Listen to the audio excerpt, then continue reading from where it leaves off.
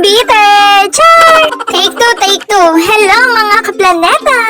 For today's video nga ay obvious naman kung ano ang aking lulutuin. Huwag mo nang hintayin na ikay aking palayasin. Char!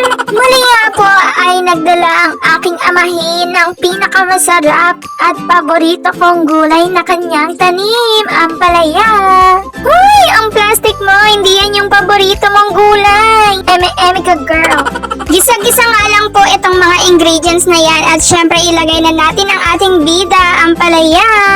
Yung ampalaya nga po na tanim ni Papa, hindi ko alam, siguro dahil bagong pitas, kaya hindi sobrang pait. Hindi kagaya ng nakaraan yun ng ex mo. Char!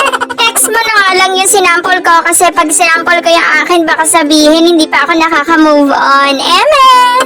Alam niyo naman ang sistema dito sa Pilipinas, mabanggit mo lang yung tungkol dun sa ex mo, sasabihin mahal mo pa. Hay nako, chika-chika, issue. Ayan, at ginanahan na nga ako mag-chikanes dito, hindi ko na na-explain kung anong pinagagawa ko dyan sa niluluto ko. Pero okay lang yan, luto na yan guys. Once again, thank you for watching!